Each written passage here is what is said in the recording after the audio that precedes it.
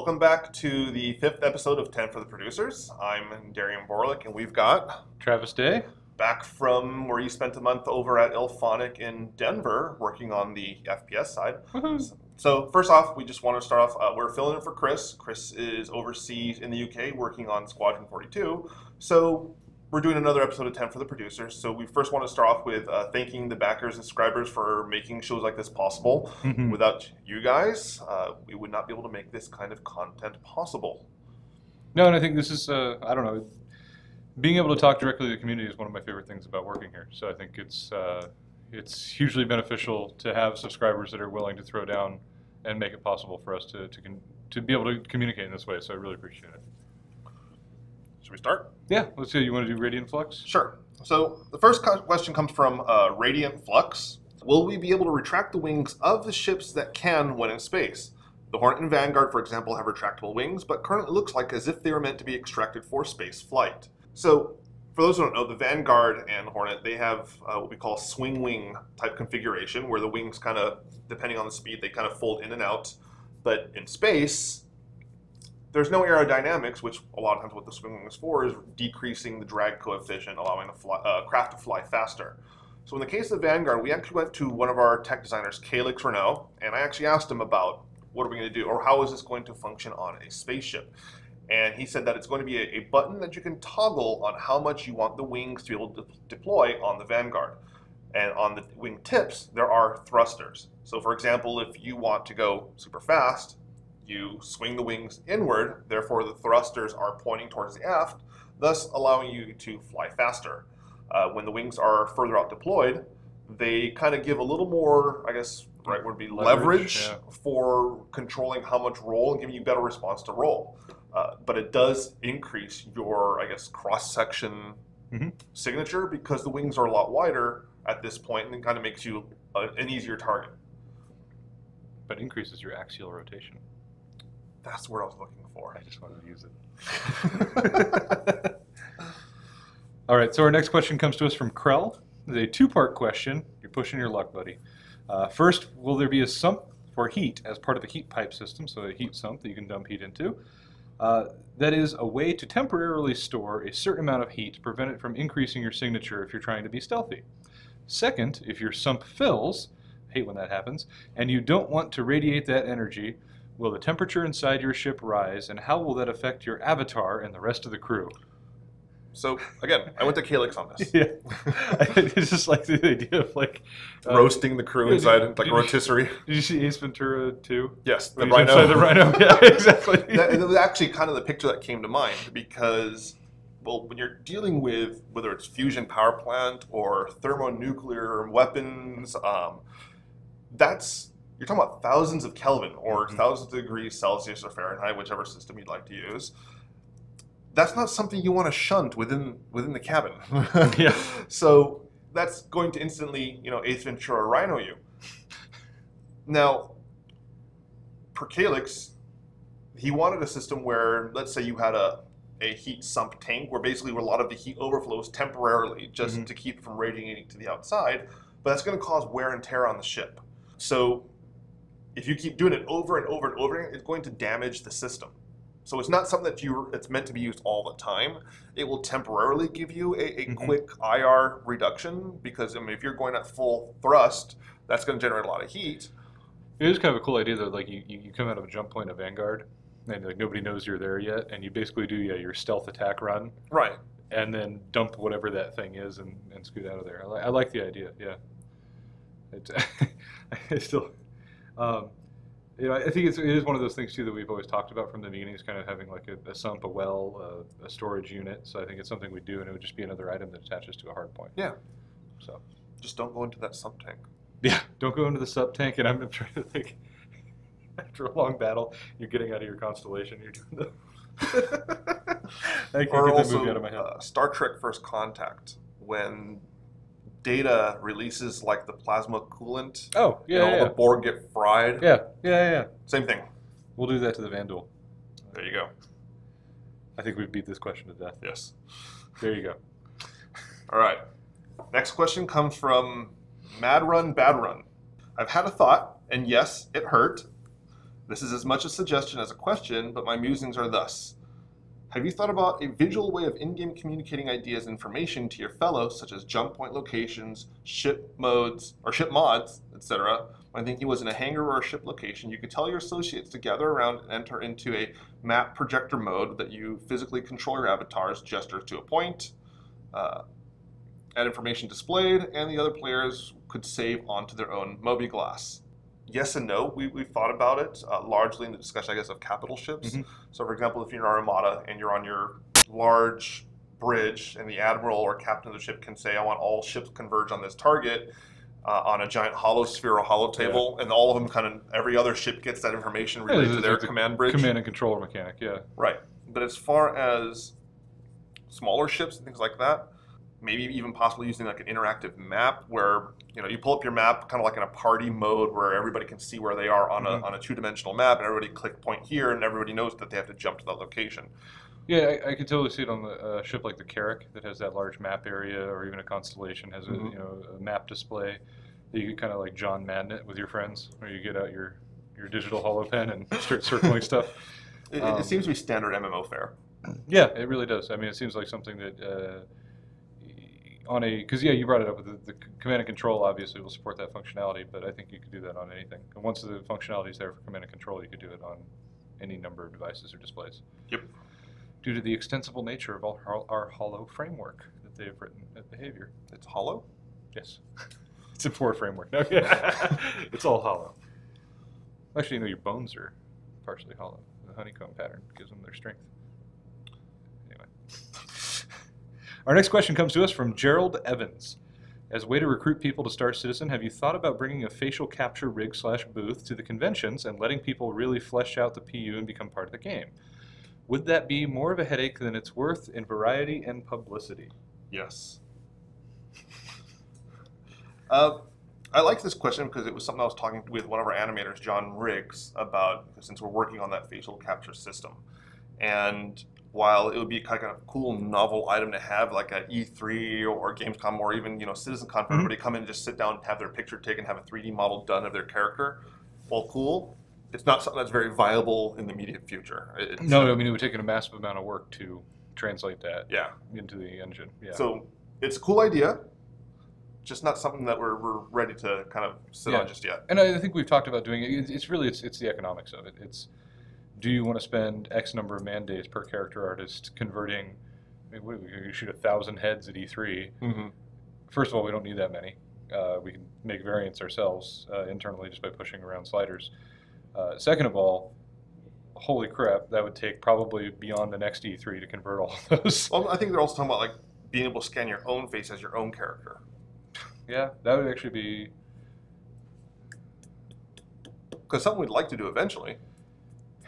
Yeah. To get the fidelity, though, of what we have on the other characters, I think you would require a really nice camera rig, so you'd have to do it on one of our setups.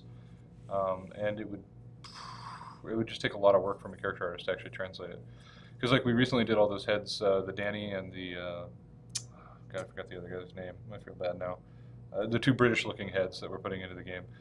And Erasmus, one of our cinematics guys, did a really nice job cleaning them up, but it took him a long time to do it. And it does, obviously the pipeline's getting fleshed out, but it would still be probably more effort than is economically viable to do it for every individual head. Right. I mean, the TLDR version is that it's not easy as just taking a picture of your face and convert it into 3D and making it work. Yeah. All right, who we got next?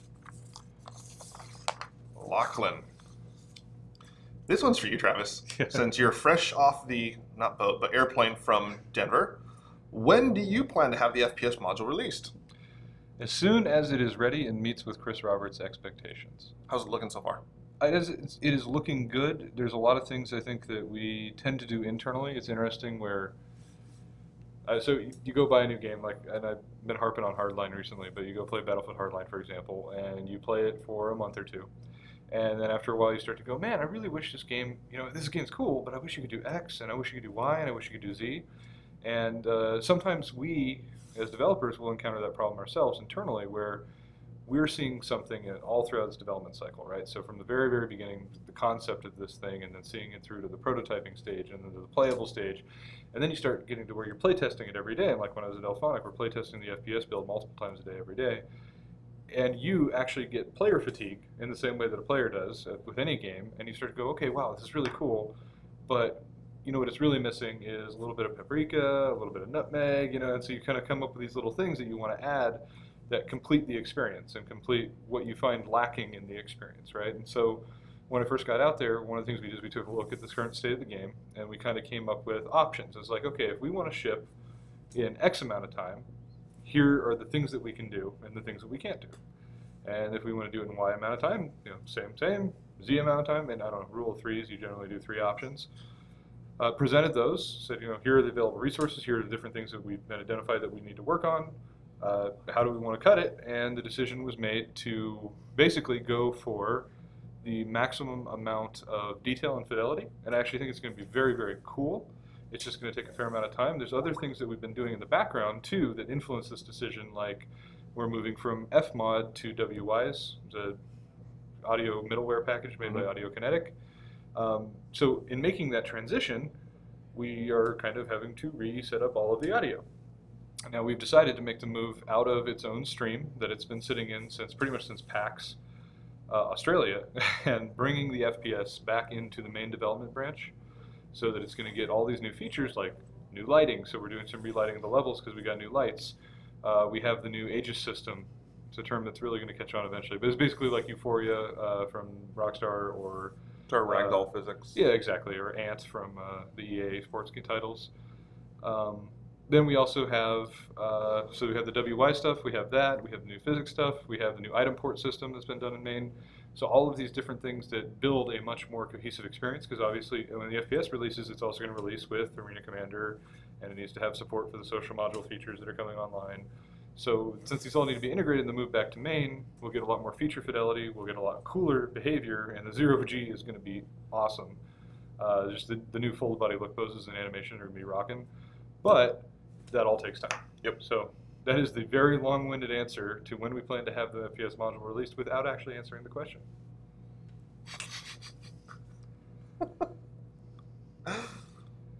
Our next question comes from Dreamwriter. Oh, it's Ghostwriter. There's the one in Top Gun. Anyway, Dreamwriter. How often do the forum critiques of designs by backers who are actual armaments experts, aerospace engineers, physicists, combat shooters, etc., make it into the final form of an in-game ship, firearm, or other artifact?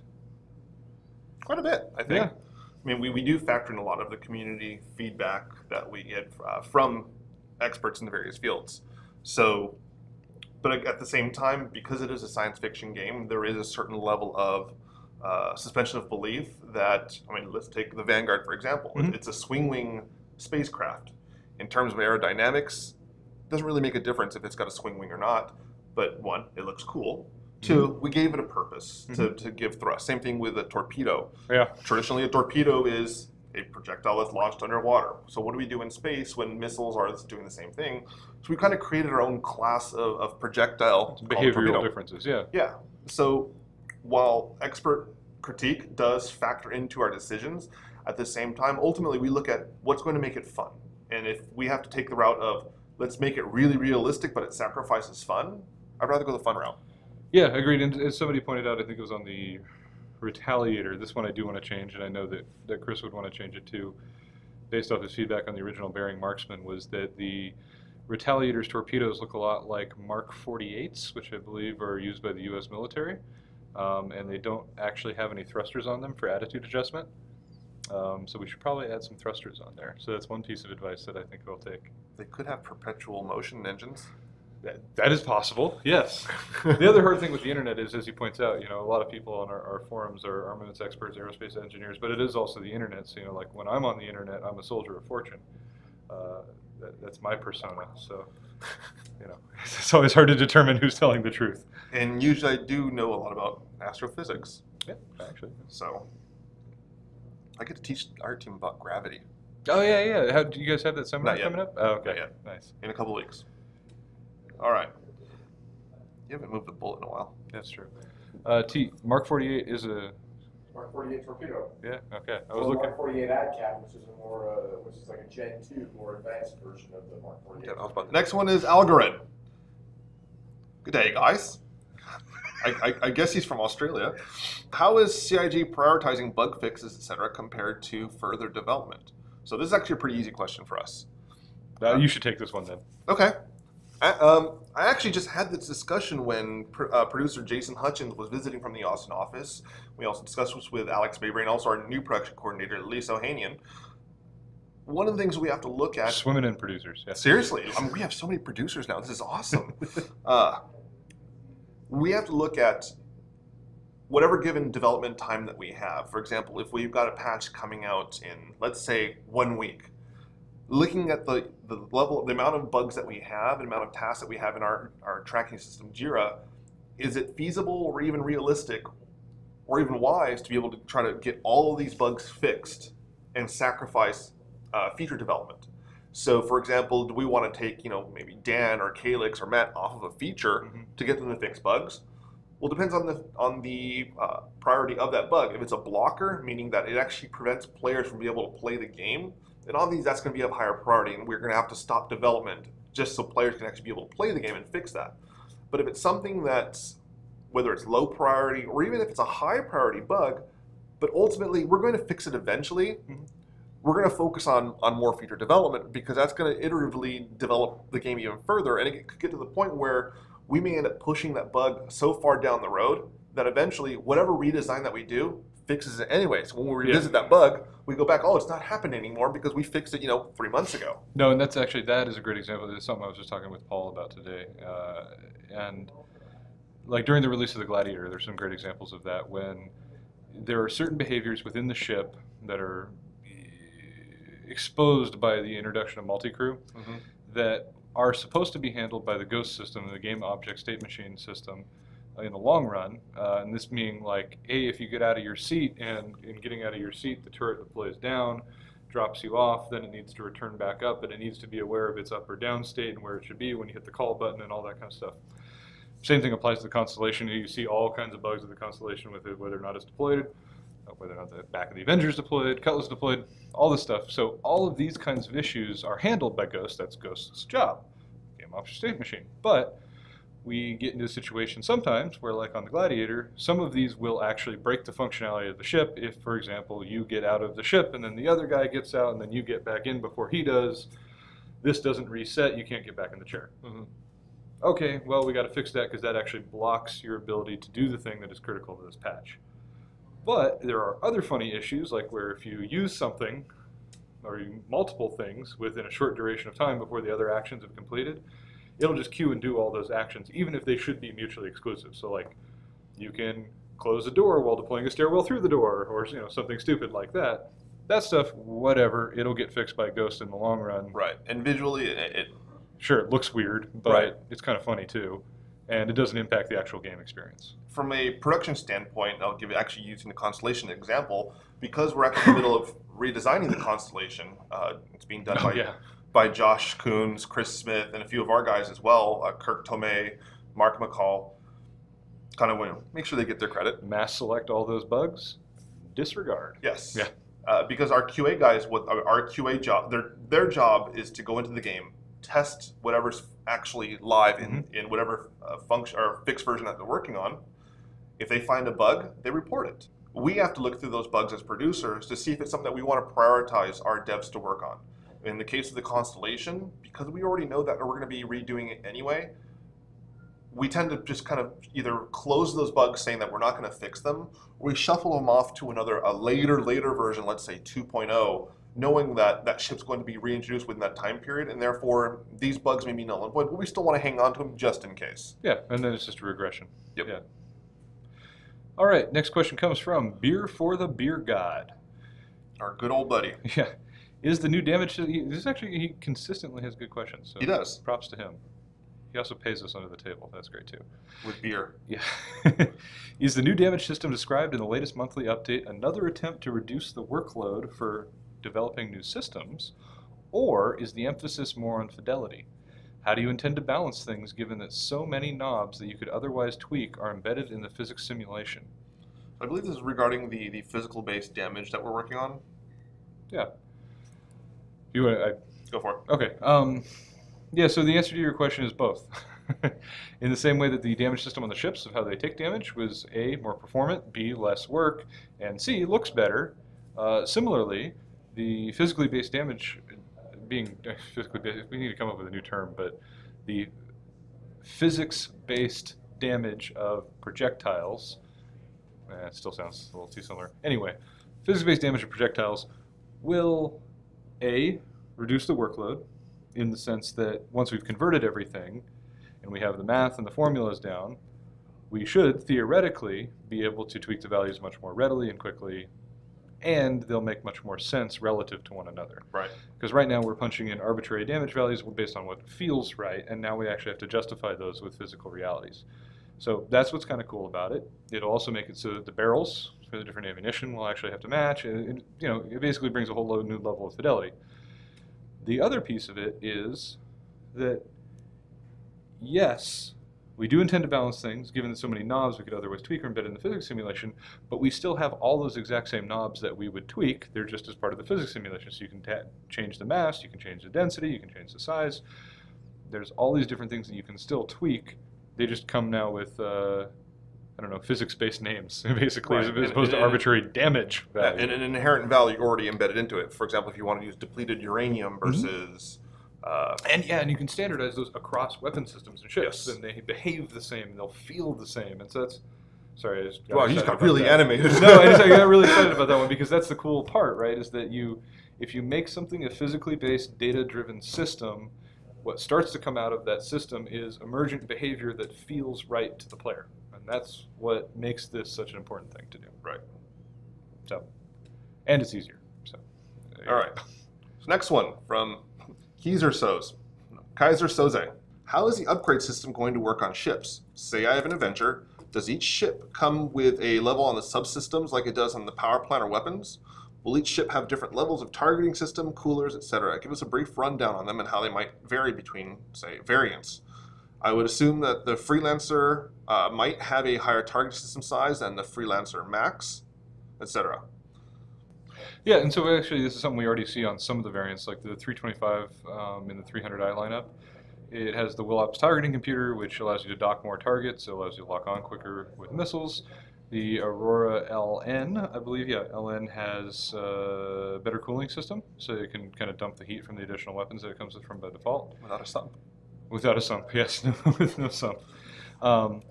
So yeah, we definitely do this, I would guess, on a default component basis, but I think the other part of this question too is he's asking about kind of the same way that we have a size 1, 2, and 3 shield generator, could we have a size 1, 2, and 3 CPU? And the answer is absolutely. The idea, especially on the avionics side, is that you have a CPU, and I think we'll go with the idea that the larger the CPU, the more the CPU the data pipe it can push. It can handle more data coming through the pipe. So with that in mind, yes, we will have a concept of size with those.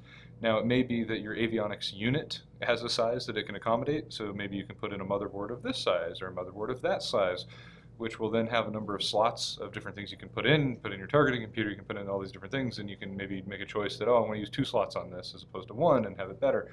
So there was going to be a level of customization under the hood there.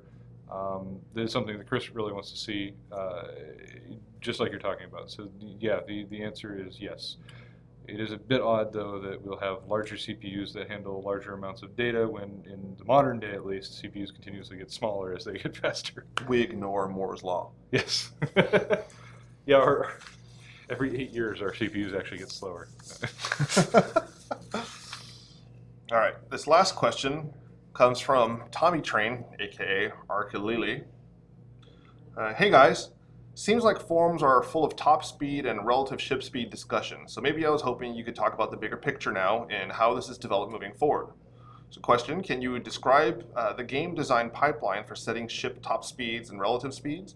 Are current values set by CryEngine limitations, fidelity bugs, and are you attempting to change this in-engine? Well, yeah, so I mean, one of the things that we've talked about is, so yes, the 500 meters a second was at one point a CryEngine limitation. It probably won't be anymore once we move to the 64-bit floats. As that system finishes, we should have the fidelity to be able to go over that, no problem. The question is, do we want to? Do I see a need for something to move faster than 500 meters a second under normal flight conditions, meaning not quantum travel, not 0.2c travel, not jump point travel? I said quantum and 0.2c, the same. One of the ideas that has been floating around is that, say, every ship and we've actually done some interesting, John Pritchett sent me one of his classic War and Peace emails, like novel, about an idea that they had for the physics-based solution to the idea of why a ship would be limited to 500 meters a second, which is kind of fun. Deals with Higgs boson particles and fields, and it was all very interesting. And you read it, and it makes you go like, I see that you're trying to justify this thing, but I'm kind of okay with it. There's enough pseudoscience in there. But no, so the reality is that every ship, this is kind of the thought process, and if we do this or not is really actually totally up to Chris and the actual lead designer. Not myself, but every ship would be limited to 500 meters a second, but then your ship is obviously designed to perform somewhere within that envelope, right? So the 300i may be perfectly good, flying around at 300 meters a second, can turn on a dime just the way it should, like that's its performance envelope is up to 300 meters a second. 350R may have the same, except it's got stronger thrusters, stronger ability to turn, and then everything within that envelope would be measured by acceleration, right? So you can accelerate faster on any given vector, which allows you to turn faster, allows you to go forward faster. And then getting up to 500 meters a second, you may see like a distinct fall off in your ship's acceleration. So you're able to quickly get to 300 in your normal time, let's just say like 5 to 10 seconds, whatever that is. And then if you want to punch it beyond that, you're really going to be able to go in a straight line because you're getting to the point where your maneuvering thrusters are so weak that they can't really do that very well. So you might start to turn, and you might literally just turn while moving on the same vector still, without it actually adjusting your orientation. You adjust your orientation without changing your velocity. But for everything beyond 300 meters a second to the 500 envelope, you would see that stark fall off in your ability to accelerate up. So that was kind of one of the thoughts, and so that would be a way that you would avoid having ships that are just flatly faster than others, which is can be annoying at times, and just make it a game of acceleration and optimal performance characteristics. Okay. Rather than I just will never catch this ship. You know what I mean? So that's one of the thoughts. We'll see what happens. And that is our last question. So once again, I'm Darian Vorlick. I'm Travis Day. And we're two of the producers here at Cloud Imperium Games Santa Monica, filling in for Chris Roberts. Off in beautiful Ealing, a suburb of London. So once again, thank you to our subscribers for making this possible. Again, without you guys, we would not be able to provide content like this to you guys. So thank you. Yeah. And thank you to everybody who's pledged to support the game. This has been a very fun adventure that we're doing, so I really appreciate it. Thank you for your faith.